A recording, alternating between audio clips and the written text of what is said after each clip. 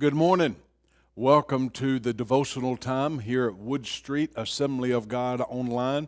I'm glad you've joined us today.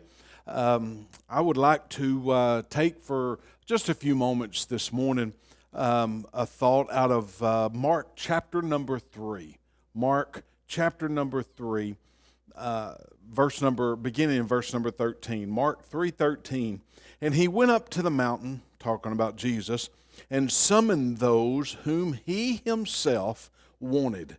And they came to him, and he appointed the 12 so that they would be with him and that he could send them out to preach and to have authority to cast out demons. I want to talk just for a minute, just an encouragement to you today from the thought, come to Jesus. Come to Jesus. We say that as a lot of times in the church world as a plea to sinners, come to Jesus to be saved and give him your heart. And that is true, and we do that on a regular basis. But that's not what this passage is talking about. He said in the middle of verse 13, or rather at the end, that he summoned those who he himself wanted, and they came to him. He appointed the 12 so that they could be with him. He was talking to the ones, or talking about and summoning those who were already his followers. The very first command that Christ ever gave, or directive, whatever you want to call it, was to just be with him. Just come be with Jesus. And that's what I want to talk about for just a minute this morning. My dad, as many of you know, if you watch regularly or keep up with the ministry here, my dad back at the end of May passed away and has found his new eternal home in the presence of Christ. But can I tell you that during the time of his passing and all the messages and everything that we received and people sharing fond memories and everything of my dad, one that really stood out to me, and I don't even remember who said it or wrote it, or I can't remember even who or how they got this to. It might have been on the phone, or could be Facebook or text, but someone said, when he spoke, you better listen. Because my dad wasn't a big talker. I certainly didn't get this from him. My ability to talk on and on did not come from my dad. He was a quiet man. But when he spoke, you better listen, because he didn't waste words, and usually there were intent and teaching and a point behind them. So the old commercial, when H&R Block, I think it was, or somebody, whenever they talk, people listen. I think I got that commercial wrong, but whenever they talk, people listen. Well, can I tell you that a man of few words, when they talk, you listen. And a man like Jesus, the Son of God, when he talks, you listen. So that's what I want us to do today. We're going to practice listening, and I want to look at just these. When Christians say anything about coming to Christ, we mean it as, like I said, an invitation for sinners. But what I want to share with us today is to Christians.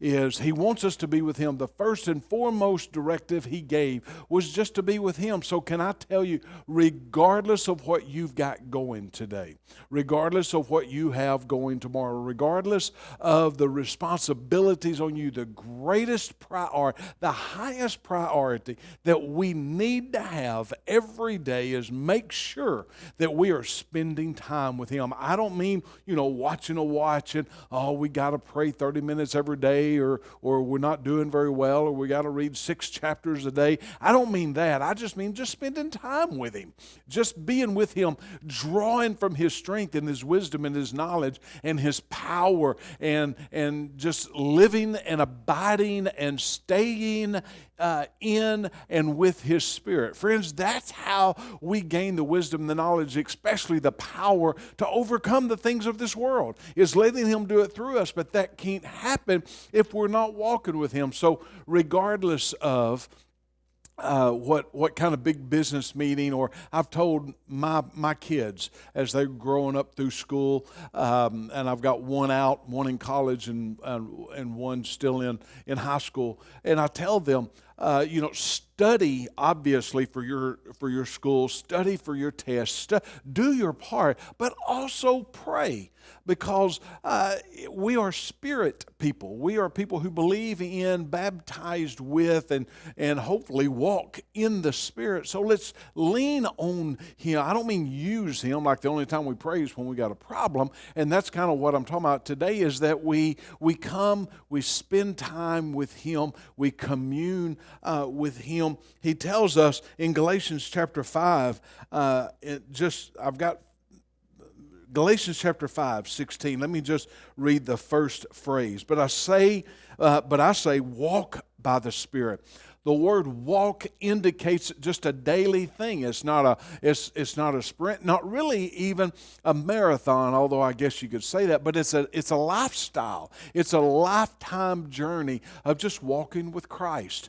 And I don't mean it's got to be the first thing every morning. For me, that works best because my day gets to rolling and going. And by the time I sit down to catch my breath, if I sit down very long, I'm going to go to sleep by the end of the day and at night. So for me, the best time is first thing in the morning, before anything else gets going, before I come across a lot of people, before I get going in my day. But that doesn't mean that's when it has to be, depending on your work schedule, depending on your lifestyle. But my point is, whether it's in the morning, whether it's at noon, whether it's at night, no matter when it is, make the highest priority of your life making sure that you stay connected to Christ so that we can grow in Him. John chapter 15, verse number 7, I want to close with this verse, simply says, if you abide in me. The verse goes on to say, and my words abide in you, ask whatever you wish, and it shall be done. But what I want to focus on is, if you abide in me, a synonym for abide is to stay. We call our homes abodes, where we abide, where we live, where we stay. So he says here, John tells us, Jesus talking in John 15, if you abide in me. So he's saying, if you stay with me, if you abide in me, and my words, my teachings, the word abides in you, we can ask whatever we wish, and it will be done for us. Now, a lot of people want to take that and just say it's a name it, claim it, blab it, and grab it type gospel, and that's not it at all. Because when we abide with Him, when we are connected with Him, when we live with Him and His words live in us and we live in Him, our desires become a little different. Things that we want, things that we ask for, they begin to shift. It's like being married. After you've married a while, a lot of times your taste changes a little more for, like with your spouse. The more you're with them, the more y'all become alike. It's the same way, probably even more so with Christ, that as we journey through this life, and as we abide with Him, as we do what we've kind of named this, as we come to Him, stay with Him, abide in Him, then we become more like Him. And that's the whole point of our life journey with Christ, is becoming more like Christ in this life. So let me leave you with this thought. Come to Jesus. If you are watching this and you're not right with Him, and you're not a Christian, you have not asked Him into your heart, it is that simple. Come and admit that you're a sinner. Believe He is the Son of God who was raised from the dead.